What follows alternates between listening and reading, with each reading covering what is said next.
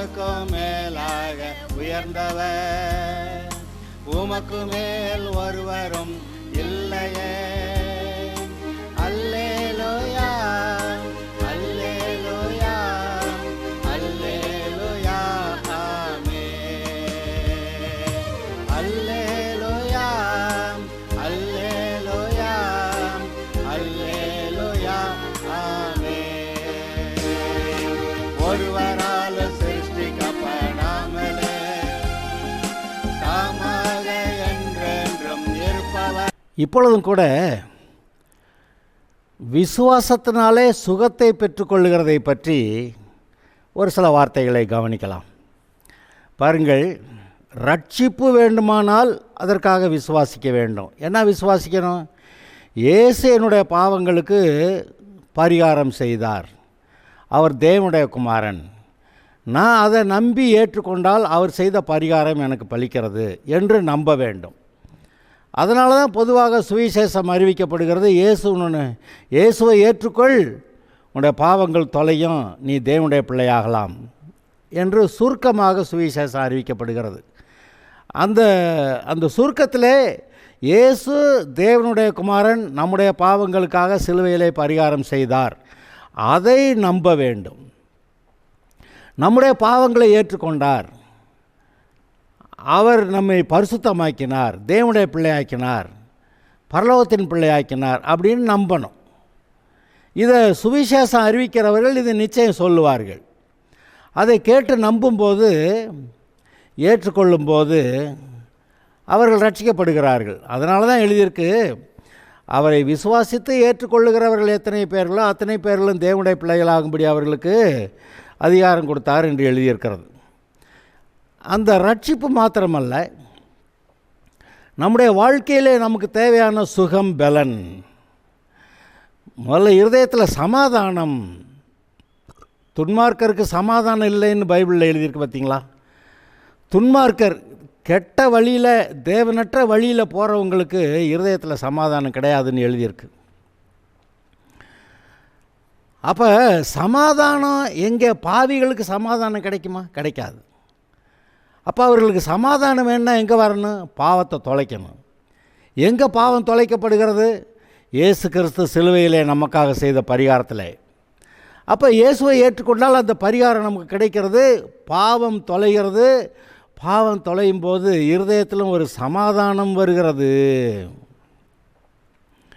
அது மாத்திரமில்லை, இயேசுவின் ரத்தம் நம்முடைய மனசாட்சியை கழுவி விடுகிறதுனாலே, மனசாட்சியிலேயே நம்மிடத்தில் பாவம் இல்லை, இயேசுவின் ரத்தம் என்னை கழுவிடுச்சு, நான் இப்போ சுத்தமாக இருக்கேன்னு நம்ம சொல்ல முடிகிறது. அது ரட்சிப்புக்காக, இருதயத்தில் சமாதானத்துக்காக. அடுத்து இப்போ சுகத்துக்காக என்று வரும்போது, சுகத்துக்காகவும் அந்த ரட்சிப்பிலே ஒரு பகுதியை செய்திருக்கிறார். என்னது? அவருடைய தழும்புகளாலே குணமாகிறோம் அப்படின்னு ஒரு வரி எழுதியிருக்கு. கடந்த செய்தியில் அதை பார்த்தோம். அவர் நம்முடைய பாடுகளை ஏற்றுக்கொண்டு நம்முடைய துக்கங்களை சுமந்தார் என்று எழுதியிருக்கிறது. மத்தேயுவில் அவர் நம்முடைய நோய்களை சுமந்தார் அப்படி எழுதியிருக்கு. அப்போ நம்முடைய பாவங்களையும் மட்டும் இல்லை, சாபங்களையும் ஏற்றுக்கொண்டார். இந்த வியாதி, தரித்திரம், துக்கங்கள், பாடுகள், வேதனைகள், குழப்பங்கள், ஆவி மண்டலத்தில் நடக்கிற காரியங்களை அறிந்து கொள்ளாதபடிக்கு மனக்கண்கள் குருடாக இருக்கிறது. இதெல்லாம் சாபங்களின் ஒரு பகுதியாகி வருகிறது. ஆதாம் பாவம் செய்த உடனேயே அவன் நிமித்தம் பூமி சபிக்கப்பட்டது, அதனால் தன் பலனை கொடுக்காதுன்னு எழுதியிருக்கு. பூமி சபிக்கப்பட்டதுனால அந்த மிருகங்கள் எல்லாம் மனுஷனுக்கு விரோதமாக திரும்பிடுச்சு. மனுஷனை பற்றிய பயமும் அவங்களுக்கு, அந்த மிருகங்களுக்கு வந்துருச்சு. அப்படியெல்லாம் வாசிக்கிறோம். ஆக சாபங்கள் இந்த மாதிரி வியாதி, தரித்திரம், மனதில் குழப்பம், நிம்மதி இல்லாமல் இருக்கிறது, எந்த வேலையும் சரியாக செய்ய முடியாமல் மன தெளிவு இல்லாமல் இருக்கிறது, இதெல்லாம் சாபங்களில் ஒரு பகுதியாக வருது. அந்த சாபங்களில் ஒரு பகுதி ரொம்ப முக்கியமானது என்னன்னு கேட்டால் வியாதி. சரீரத்தில் பலவீனம், வியாதி. இங்கே பாருங்க, ஆதாம் பாவம் செய்யாமல் இருந்திருந்தான்னா நம்மளாம் யோசித்து பார்க்கலாம். ஒருவேளை ஆதாம் பாவம் செய்யாமல் இருந்திருந்தான்னா அவனுக்கு மரணம் வந்திருக்காது. அது மட்டும் இல்லை, அவனுக்கு வயசாகியே இருக்காது. அவன் வாலிபனாக உண்டாக்கப்பட்டிருந்தான், வாலிபனாகவே இருந்திருப்பான். அவனுக்கு பிள்ளைகள் பிறந்தாலுமே, சிறு குழந்தைகளாக பிறந்தாலுமே அவர்கள் வளர்ந்து வாலிப அளவுக்கு வந்து அதுக்கப்புறம் வாலிபர்களாகவே அவர்கள் சதா காலம் இருந்திருப்பார்கள். மனிதன் மரிக்கிறதற்காக உண்டாக்கப்படவில்லை. ஆனால் பாவம் வந்தது, மரணம் வந்தது. மரணம் வந்து ஒரு சாபம். அப்புறம் பூமியில் சரீரத்தில் சாகிற வரைக்கும் அவனுக்கு வியாதிகள், அது ஒரு சாபம். இப்போ சாபங்கள் நீக்கப்பட வேண்டும் என்று மக்கள் விரும்புகிறார்கள். ஐயா, எனக்கு இந்த வியாதி, என் பிள்ளைக்கு இந்த வியாதி, என் வீட்டாருக்கு இந்த மாதிரி வியாதி, ஐயா ஜெபம் பண்ணுங்க, இந்த வியாதி போகணும் அப்படின்னு ஜெபம் பண்ணுவாங்க. அது கேட்பாங்க, வந்து ஐயா ஜெபம் பண்ணுங்கன்னு கேட்பாங்க. ஆனால் நமக்கு தெரியும், என்ன தெரியும்? பாவத்தினால தான் இந்த சாபம் வந்துச்சு. இந்த சாபத்தோடைய ஒரு பகுதி தான் வியாதி. அப்போ பாவம் இருக்க வரைக்கும் சாபம் இருக்கும், அதாவது பாவம் இருக்க வரைக்கும் வியாதியும் இருக்கும். மக்கள் என்ன விரும்புகிறாங்க? இந்த சாபமாகிய வியாதி நீங்கணும், அவ்வளோ மட்டும்தான் அவர்களுடைய கோரிக்கை. ஆனால் நமக்கு என்ன விளங்குது? பாவம் இருக்க வரைக்கும் சாபம் இருக்கும். அது பாவத்தையும் சாபத்தையும் வெவ்வேறாக பிரிக்க முடியாது. மக்களுடைய விருப்பம் என்ன? எனக்கு இந்த பாவம் வேணும், ஆனால் இந்த பாவத்தினால் வர்ற சாபம் இருக்கேன், அது எனக்கு வேண்டாம், வியாதி எனக்கு வேண்டாம். ஆனால் அது முடியாது. அதனால் ஒவ்வொரு தடவையும் நாம் பேசும்போது பாவம் இருக்க வரைக்கும் சாபமாகிய வியாதி இருக்கும், அதனால் பாவத்தை விட்டுருங்க, பாவத்தோடு சேர்ந்து இந்த சாபமும் போயிடும், வியாதி தரித்திரம் எல்லாம் போயிடும். அதனால் நீங்கள் பாவத்தை விட்டுருங்க, இயேசு உங்களுடைய பாவங்களுக்கும் பரிகாரம் செய்திருக்கிறார், அவரை ஏற்றுக்கொண்டீங்கன்னா பாவமும் போகும் சாபமும் போகும் அப்படின்னு சொல்கிறான். அப்போ இங்கே என்ன நடந்திருக்கிறது? அவர் நம்முடைய வியாதிக்காகவும் ஒரு கிரயத்தை செலுத்தினார்னு சொன்னேன். அவருடைய தலையிலே முள்முடி, முதுகெல்லாம் காயம், தாடியை பிடுங்கினார்கள், கைகளில் கால்களில் உருவ குத்தினார்கள், கடைசியில் ஈட்டியில் வேற குத்தி பார்த்துருக்கான். அப்போ அவ்வளவு காயங்கள், அவ்வளோ தழும்புகள், அவ்வளோ வேதனைகள், அவருடைய ரத்தம் சிந்துதல்கள், அங்கே எவ்வளவு சிலுவையில் எப்படி, அதாவது இவர் போய் எங்கேயோ மாட்டிக்கிறல, இந்த யூதர்கள்ட்ட மாட்டிக்கிட்டாருங்க, இல்லை இந்த ரோமர்கள்ட்ட பிலாத்துக்கிட்ட மாட்டிக்கிட்டாருங்க, அதனால் அவங்கெல்லாம் சிலுவையில் அரைஞ்சிட்டாங்க. அப்படி இல்லை, இயேசு மனிதனுடைய பாவங்களை சாபங்களை, அதாவது நம்முடைய வாழ்க்கையில் இருக்க பாவங்களையும் சாபங்களையும் போக்குறதுக்காக அவராக தானாகவே விரும்பி பரலோகத்திலிருந்து இறங்கி வந்தாரா? இந்த பரலோகத்திலிருந்து வந்தவர் இவர் தானாகவே தன்னை ஒப்பு கொடுத்தாராம். நான் போய் இந்த பரிகாரங்களை செய்யணும், இதெல்லாம் நான் செஞ்சால் தான் இந்த மனுஷனுக்கு விடுதலை இருக்குது அப்படின்னு சொல்லி தன்னைத்தானே ஒப்புவித்து, நான் இந்த சிலுவை பாடுகளை ஏற்றுக்கொள்ளுகிறேன், இந்தவர்கள் முதுகில் அடித்து ஒரே காயமாக்கினாங்களா, அதை ஏற்றுக்கொள்ளுகிறேன், தலையில் முள்ளாலான கிரீடத்தை செஞ்சு வைக்கிறேன்னு சொல்லி அடித்தாங்களா, அதை ஏற்றுக்கொள்ளுகிறேன், விழாவில் ஈட்டியில் குத்துனாங்களே அதையும் ஏற்றுக்கொள்ளுகிறேன், தாடியை பிடிங்கி ரத்தம் வர வச்சாங்களே, காயப்படுத்தினார்களே, அதையும் ஏற்றுக்கொள்ளுகிறேன். அங்கு சிலுவையில் இருந்தபோது எவ்வளவு வேதனை, அதையும் ஏற்றுக்கொள்ளுகிறேன். எதற்காக? இந்த மனிதன் ரட்சிக்கப்பட வேண்டும், அதற்காக நான் என்னை ஒப்புவிக்கிறேன். யோவான் 10வது அதிகாரத்தில் அவர் சொல்கிறார், என் ஜீவனை கொடுக்கவும் எனக்கு அதிகாரம் உண்டு, மறுபடியும் அதை எடுத்துக்கொள்ளவும் எனக்கு அதிகாரம் உண்டு, இந்த கட்டளை என் பிதாவிடத்தில் பெற்றுக்கொண்டேன் என்று சொல்லுகிறார்.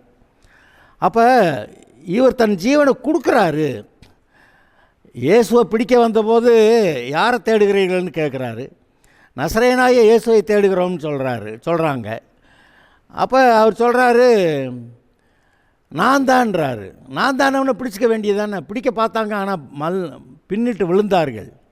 ஏன்னா இவர் தன்னை ஒப்புவிக்க வரைக்கும் அவங்க இவரை பிடிக்க முடியல.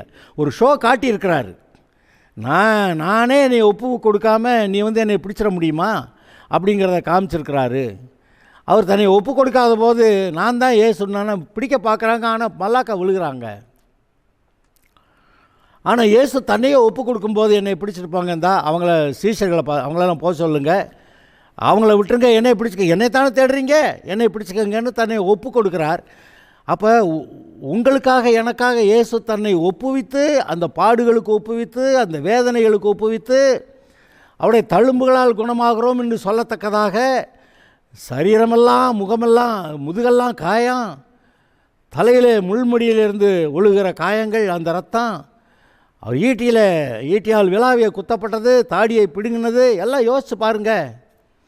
அவ்வளவும் வேதனைகளை, அவ்வளவு காயங்களை அவர் மனதார நமக்காக ஏற்றுக்கொண்டு, அவர் ஏதோ மாட்டிக்கிட்டு அடிபடலை, அவர் மனதார தன்னை ஒப்புவித்து, இதுக்காக இந்த மக்கள் சுகமாகணும், இப்போதைக்கு நீங்களும் நானும் சுகமாகணுங்கிறதுக்காக இயேசுவானவர் அந்த நாளில் தன்னை ஒப்புவித்திருக்கிறார்.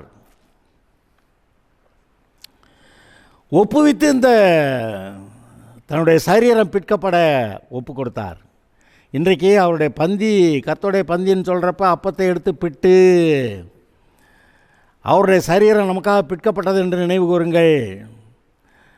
அங்கே அவ்வளவு வேதனையை சகித்தது உங்களுடைய அதாவது இந்த வியாதிகள்லாம், இந்த உலகத்தாருடைய எல்லாருடைய வியாதிகளும் இயேசுவின் மேலே போனால், எங்க சாதாரண பல்லு வலி, தலைவலி, கழுத்து வலி, காது வலி, இதை கூட ஒருத்தரை தாங்க முடியல. ஆனால் எல்லா வலிகளும் வேதனைகளும் அந்த இயேசுவின் மேலே அன்றைக்கு வந்திருந்தா அது எவ்வளவு வேதனைகளாக இருந்திருக்கும். தாங்க முடியாத எக்ஸ்க்ரூஷியேட்டிங் என்று சொல்வார்கள். சிலுவையில் உண்டாகிற வேதனைன்னு சொல்லுவாங்க. எக்ஸ்க்ரூஷியேட்டிங்னா க்ரூஸ், அந்த சிலுவையில் உண்டாகிற பாடுகள், வேதனைகள். எக்ஸ்க்ரூஷியேட்டிங் பெயின், அந்த வேதனை, சிலுவையில் உண்டாகிற வேதனை, அந்த வேதனைகள் மூலமாக நம்முடைய வியாதிகளை சுமந்திருக்கிறார் என்று நீங்கள் நினைத்து பார்க்க வேண்டும். நீங்கள் என்ன சொல்லணும்? இப்போ என்னுடைய நோய், நான் இயேசுவை ஆண்டவராக ஏற்றுக்கொண்டேன், அவர் என் இரட்சகர், எனக்காக அவர் சிலுவையிலே பரிகாரம் செய்ததை நான் நம்புகிறேன், ஏற்றுக்கொள்கிறேன். அப்படி நீங்கள் சொன்ன மாத்திரத்தில் உங்களுடைய வியாதி சுகமாகிறதுக்கான காரியத்தை நீங்கள் செஞ்சிட்டீங்க. உங்களுடைய பாவம் தொலைகிறதுக்கு, சாபம் தொலைகிறதற்கு, வியாதி தொலைகிறதுக்கு, தரித்திரம் தொலைகிறதற்கு, மனக்குழப்பங்கள் அதெல்லாம் தொலைகிறதுக்கு, எல்லாத்துக்கான காரியங்களை நீங்கள் இயேசுவை ஏற்றுக்கொண்ட உடனே செய்து விட்டீர்கள். ஆனால் அவ்வளோ விவரங்கள் அன்றைக்கு நீங்கள் தெரியாமல் இருந்திருக்கலாம். ஆனால் போக போக அந்த விவரங்கள் வருகின்றன. சுகத்துக்காக ஏதோ செய்தார், உங்களுடைய பொருளாதார ஆசீர்வாதத்துக்கு எதையோ செய்தார். என்ன செய்தார்? நாம் ஐஸ்வர்யவான்களாகும்படி அவர் நமக்காக தரித்திரரானார். அங்கே ஏதோ கரையை செலுத்திட்டார், பார்த்தீங்களா?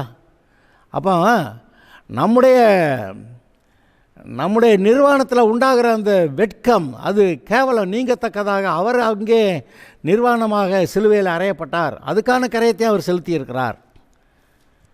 இப்படி ஒவ்வொன்றாக இருக்கிறோம். இப்பொழுது ஒவ்வொன்றாக பார்த்து இப்போ நம்ம சுகத்துக்கான வசனங்களை எடுத்து அதன் மூலமாய் நான் சுகமாக்கப்பட்டிருக்கிறேன், என்னுடைய சுகத்துக்காக இயேசு கரையை செலுத்திவிட்டார், ஆதலால் சுகத்தை பெற்றுக்கொள்கிறேன் என்று நாம் சொல்லி அதை பிடித்து கொள்ள வேண்டியது அவசியமாக இருக்கிறது.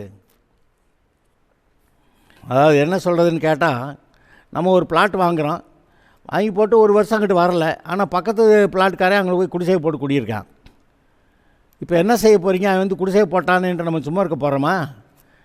பத்திரம் அங்கே இருக்குது, இதெல்லாம் எழுந்தி பதிச்சது, இப்போ இதில் நீங்கள் இருக்க அதிகாரம் இல்லை, வெளியே கிளம்புன்னு சொல்லி வெளியே கிளப்பணும். போகமாட்டேன்னா போலீஸில் கம்ப்ளைண்ட் கொடுக்கணும், அவங்க வந்து வெளியேற்றி விடுவாங்க. அப்போ அது உடனே நடக்காட்டி நம்ம அதுக்காக ஒரு பிரயாசப்பட்டு வெளியே போ அப்படின்னு சொல்லி அதிகாரத்தோடு துரத்தும் போது ஓடி போவாங்க. இப்பொழுது உங்கள் மேலே வியாதி இருந்தால், நீங்கள் இயேசு ஆண்டவராக ஏற்றுக்கொண்ட பிறகு உங்கள்கிட்ட வியாதி இருந்தால், அது வந்து நியாயமானபடி உங்கள் மேலே அந்த வியாதி இல்லை. ஏன்னா உங்களுடைய சுகத்துக்கான கிரயத்தை இயேசு சிலுவையில் செலுத்தியிருக்கிறார். ஆக இப்போ நீங்கள் என்ன தான் சொல்லணுமா? என்னுடைய சுகத்துக்காக இயேசு சிலுவையில் கிரயம் செலுத்தியிருக்கிறார், நான் சுகமாக்கப்படுவதற்கான எல்லா காரியங்களும் செய்யப்பட்டிருக்கிறது, நான் அதை பெற்றுக்கொண்டேன், ஏற்றுக்கொண்டேன். அப்படி இருக்க வியாதியே, பிசாசே, என்னுடைய சரீரத்தில், என்னுடைய மனதிலே நீங்கள் இருக்க உனக்கு அதிகாரம் இல்லை, அகன்று போ என்று இயேசுவின் நாமத்தினாலே அதிகாரத்தோடு பேசும்போது அது ஓடி போகிறது. பிளாட்டில் ஒருத்தன் வந்து குடிசை போட்டான்னாக்கா அதுக்கு போலீஸில் போய் சொல்லலான்லாம் சொன்னேன். ஆனால் நமக்கு சொல்கிறதுக்கு இன்னொரு இடம் இருக்குது. இயேசு நமக்காக பரிகாரம் செய்தவர், அவரே நமக்கு சொல்லியிருக்கிறார், என் நாமத்தினாலே பிசாசுகளை துரத்துவீர்கள், என் நாமத்தினாலே வியாதிஸ்தர்கள் மேல் கைகளை வைப்பார்கள், அப்பொழுது சொஸ்தமாவார்கள் என்று. நாம் வியாதி உள்ளவர்களாக இருந்தால் நாமளே இயேசுவை ஏற்றுக்கொண்டேன், அவருடைய தழும்புகளாலே குணமானேன் என்று சொல்லி அறிக்கையிட்டு அந்த சுகத்தை நாம் சுதந்திரித்து கொள்ள முடியும். ஆமாம் அருமையானவர்களே, இங்கே இதெல்லாம் விசுவாசத்தினாலே நடக்கிறது. இந்த விசுவாசத்தை செயல்படுத்துகிற ஒன்றும் இருக்கிறது. நான் இங்கே உங்களுக்கு 2 ராஜாக்களில் ஒரு வசனத்தை உங்களுக்கு வாசிக்கிறேன்.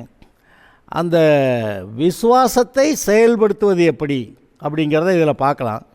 அங்கே நாகமான் என்ற ஒரு சீரிய தேசத்து படைத்தலைவனை பற்றி எழுதியிருக்கிறது.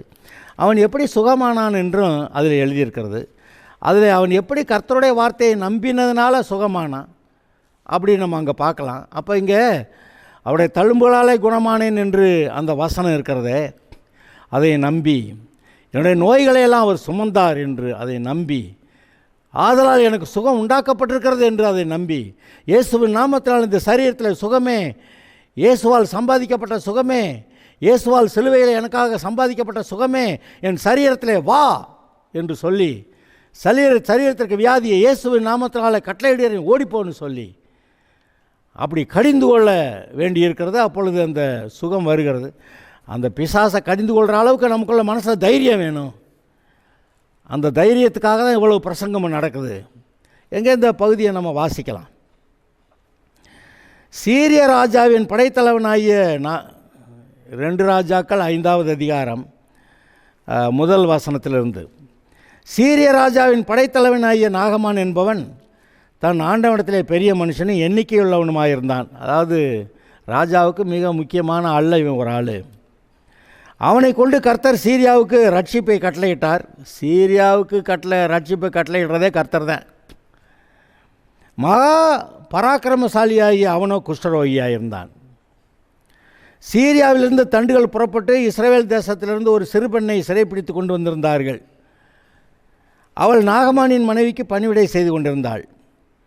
அவள் தன் நாச்சியாரை பார்த்து, என் ஆண்டவன் சமாரியாவில் இருக்கிற தீர்க்கதரிசியிடத்திலே போவாரானால் நலமாயிருக்கும், அவர் இவருடைய குஷ்டரோகத்தை நீக்கி விடுவார் என்றாள். அதாவது இந்த நாகமான் ஒரு நல்ல மனுஷனாக இருந்திருக்கிறான். இவன் கொடுமைக்காரனாக இருந்திருந்தா இந்த இஸ்ரவேல் தேசத்திலிருந்து பிடித்து கொண்டு போய் வைக்கப்பட்டிருந்த அந்த நாகமானுடைய மனைவிக்கு பணிவிடை செய்து கொண்டிருந்த அந்த சிறு பிள்ளை இந்த நாகமானுக்காக இறக்கப்பட்டு சொல்லியிருக்காது, பேசியிருக்காது. ஆனால் அந்த பிள்ளை, இஸ்ரவேலின் தேசத்து பிள்ளை, இந்த நாகமான் மேலே, யார் சீரிய தேசத்துக்காரன் மேலே இறக்கப்பட்டு இப்படி ரோகமாக இருக்கே, இது ரொம்ப மோசமாக இருக்குது. ஆனாலும் இந்த எஜமான் சமாரியாவில் இருக்க அங்கே தீர்க்கதரிசிக்கிட்ட போனாக்க அந்த குஷ்டரோகத்தை அவர் நீக்கிடுவார் அப்படின்னு சொல்லியிருக்கு. இந்த விவரத்தை கேட்ட ஒருபாடு இவன் போய் சமாரியாவுக்கு போகிறதுக்கு ஏற்பாடுகள் செய்கிறான். அது ராஜா மூலமாக கடிதமெல்லாம் வாங்கிட்டு போகிறான். அந்த ராஜா அதை இதென்னா வம்புழுக்கிற மாதிரி இருக்குன்னு சொல்லி அவன் சண்டை போட்டான்னு போட்டிருக்கு.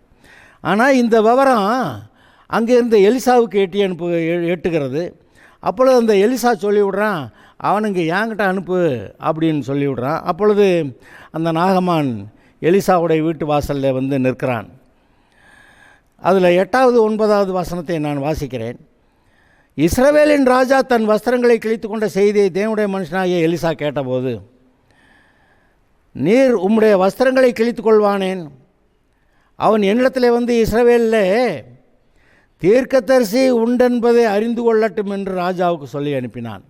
அதாவது தீர்க்கதரிசின்னு இந்த இடத்துல அவன் சொல்லும்போது தேவனுடைய தீர்க்கதரிசி, தேவனுடைய தீர்க்கதரிசி தேவனுடைய சார்பாக செயல்படுறவன். அப்போ தேவன், இஸ்ரவேலின் தேவன் தான் தேவன்கிறத இவன் வெளிப்படுத்துகிற ஒரு ஆளாக இந்த எலிசா அங்கே இருக்கான். அதனால் ஏங்கிட்டாயம் வரட்டும் அப்படின்னு சொல்கிறான். அப்படியே நாகமான் தன் குதிரைகளோடும் தன் ரதங்களோடும் எலிசாவின் வாசற்படியிலே நின்றான். அப்பொழுது எலிசா அவனிடத்தில் ஆள் அனுப்பி, நீ போய் யோர்தானிலே 7 தரம் ஸ்நானம் பண்ணு, அப்பொழுது உன் மாம்சம் மாறி நீ சுத்தமாவா என்று சொன்னான். அதற்கு நாகமான் கடுங்கோபம் கொண்டு புறப்பட்டு போய் வெளியே, அவன் அந்த தீர்க்கதரிசி வெளியே நின்று தன் தேவனாய கர்த்தருடைய நாமத்தை தொழுது தன் கையினால் அந்த இடத்தை தடவி இவ்விதமாய் குஷ்டரோகத்தை நீக்கிவிடுவான் என்று எனக்குள் நினைத்திருந்தேன். நான் ஸ்நானம் பண்ணி சுத்தமாகிறதற்கு இஸ்ரவேலின் தண்ணீர்கள் எல்லாவற்றை பார்க்கலும் தமஸ்குவின் நதிகளாகிய ஆப்னாவும் பற்பாரும் நல்லதல்லவோ என்று சொல்லி உக்கிர கோபத்தோடு திரும்பினான். எலிசா தீர்க்கதரிசி வந்து தேவனை பார்த்து வேண்டிக்கிட்டு இவன் குஷ்டரோகம் இருக்கிற இடத்துல எல்லாம் கையை வச்சு தடவி குஷ்டரோகம் போகணுன்னு வேண்டிக்குவான்னு எதிர்பார்த்தேன். ஆனால் அவன் என்ன வீட்டை விட்டு வெளியே கூட வரமாட்டேன்றான் அப்படின்னு சொல்லிட்டு போய் யோர்தான் நதியில் 7 தடவை நீ ஸ்நானம் பண்ணுன்னா. ஆட இதை விட நல்ல நதிகள்லாம் அங்கே ஆப்னா பற்பாரெலாம் அங்கே எங்கள் தேசத்தில் இருக்குது, தமஸ்குவில் இருக்குது. இவன் என்ன நினச்சிக்கிட்டு இருக்கான் அப்படின்ட்டு கோவிச்சுக்கிட்டு கிளப்பிட்டான். சொல்லப்பட்டது என்ன? ஸ்நானம் 7 தடவை யோர்தான் நதியில் ஸ்நானம் பண்ணால் நீ சுகமாவேன்னு. அந்த தேவனுடைய வார்த்தையை விசுவாசிக்க வேண்டிய அவசியம் இருந்தது. ஆனால் இவனுக்கு அது ஏதோ ஒரு விதத்தில் பிடிக்கலை. எனக்கு வேண்டியதில்லை, நான் போகிறேன், என்னுடைய தேசத்தில் இருக்க அங்கே இருக்க நதிகள் இல்லையா போகிறேன்ட்டு கிளம்புறான். அப்பொழுது அவன் ஊழியக்காரர் சமீபத்தில் வந்து அவனை நோக்கி, தகப்பனே, அந்த தீர்க்கதரிசி ஒரு பெரிய காரியத்தை செய்ய உமக்கு சொல்லியிருந்தால் நீர் அதை செய்வீர் அல்லவா? ஸ்நானம் பண்ணும் அப்பொழுது சுத்தமாவீர் என்று அவன் உம்மோடே சொல்லும்போது அதை செய்ய வேண்டியது எவ்வளவு அதிகம் என்று சொன்னார்கள். ஏதாவது இந்த மலையில் ஏறி திரும்பி இறங்கி வந்தால் சுகமாவேன்னு சொன்னாக்க நீங்கள் செஞ்சுருப்பீங்கல்ல. ஆனால் சாதாரண ஒரு காரியத்தை சொல்லும்போது நம்ம அதன்படி செய்கிறது மிகவும் அவசியம் அல்லவா அப்படின்னு கூட இருந்த நண்பர்கள் எல்லாம் சொல்கிறாங்க. அப்பொழுது அவன் இறங்கி தேவனுடைய மனுஷனுடைய வார்த்தையின்படியே யோர்தானில் 7 தரம் முழுகின போது அவன் மாம்சம் ஒரு சிறு பிள்ளையின் மாம்சத்தை போல மாறி அவன் சுத்தமானான். இப்போ எங்கே பிரச்சனை? அந்த பிரச்சனைக்கு தீர்வு எங்கே? இவன் என்ன நினைக்கிறான்? அந்த தீர்க்கதரிசி சொன்னது அப்படியே அவன் கேட்கணும்.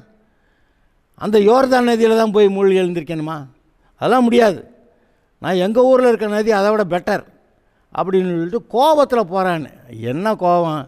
இந்த தீர்க்கதரிசி வீட்டை விட்டு வெளியே வந்து அந்த வியாதி மேலே கையை வச்சு தடவி தன் தேவனாகிய கர்த்தரை தொழுது கொண்டு அந்த வியாதியை போக்குவாங்க. நம்ம நினச்சா இவன் வீட்டுக்குள்ளேருந்து வெளியே வர மாட்டேங்கிறேன், நான் எப்பேற்பட்ட ஆள், அந்த தேசத்தில் படைத்தளபதி, அவ்வளோ பெரிய ஆள், என்னை பார்க்க வரமாட்டானா வெளியே?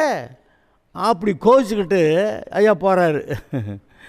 அப்போ தான் பாருங்கள் நண்பர்கள் சொல்கிறாங்க, அது பெரிய காரியத்தை சொல்லலையே, நீ யோர்தானில் 7 தடவை ஸ்நானம் பண்ணால் சுகமாவேன்னு சொல்லியிருக்கிறாரு, அப்போனா அதை செய்கிறது எவ்வளோ முக்கியம் அப்படின்னு சொல்ல அவன் போய் 7 தடவை முழுகின போது அவன் மாம்சம் ஒரு சிறு பிள்ளையின் மாம்சத்தை போல மாறி அவன் சுத்தமானான்.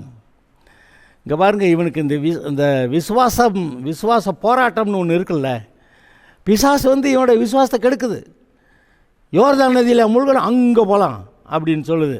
யோர்தான் நதியில் தான் மூழ்கணும், வேற எங்கேயும் மூழ்கினாக்கா சுகமாகுன்னு சொல்லப்படலை. இப்போ நான் உங்கள்கிட்ட சொல்கிறேன், கர்த்தர் ஆபிரகாம்கிட்ட சொல்லியிருந்தார், 3 நாள் பிரயாண தூரமாக போய் அங்கே மோரியா மலை அங்கே போய் ஈசாக்க பள்ளியிட போனார். இவன் பாட்டுக்கு அது ரொம்ப தூரம் ஆண்டவரே, 3 நாளைக்கு மேலே நடக்கணும், அதெல்லாம் முடியாது, பக்கத்தில் இருக்க ஒரு மலையில் போய் வேணா நான் ஈசாக்க பள்ளியிடுறேன்னு போயிருந்தான்னு வச்சுக்கிடுவான். என்ன நடக்கும்? இவன் பக்கத்தில் இருக்க மலையில் போய் ஈசாக்கை வெட்டிவிட்டு வந்திருப்பேன். ஆனால் கர்த்தர் சொன்னபடி மோரியா மலைக்கு போனால் அங்கே ஏற்கனவே ஒரு ஆடு வந்து அங்கே கொம்பு சிக்கிக்கிட்டு கிடக்குது. அது இயேசுவுக்கு அடையாளமான, மேசியாவுக்கு அடையாளமான ஆடு. அந்த ஆட்டுக்குட்டி பலியிடப்படுகிறதுனால தான் பாவ மன்னிப்பு உண்டாகும். அந்த தேவ ஆட்டுக்குட்டியாகிய இயேசு பலியிடப்படுறதுனால தான் பாவ மன்னிப்பு உண்டாகிறது. அப்படி சமயத்தில் நீ மோரியா மலைக்கு போனால் பின்னாடியே அந்த மோரியா மலையில் தான் சாலமோன் தேவாலயத்தை கட்டினான்னு வருது. அந்த மோரியா மலைங்கிறது எருசலேம் தான் சொல்லுது. அப்போ அங்கே தான் கர்த்தர் அந்த இடத்தை தெரிந்து கொண்டார், அங்கே வான்னா. அப்போ ஆபிரகாம் வந்து மோரியா மலைக்கு போக பக்கத்தில் இருக்க மலைக்கு போயிருந்தான்னு வைங்க, அந்த ஆடு அங்கே வந்திருக்காது. ஏன்னா அந்த ஆடு வந்து அங்கே மோரியா மலைக்கு போயிடுச்சு. அங்கே போனப்போ தான் கர்த்தர் நீ உன் பிள்ளையாண்டான் மேல் கையை போடாதேன்னு கர்த்தர் தேக்கினார். இந்த மலைக்கு போயிருந்தால் தேக்கியிருக்க மாட்டார்.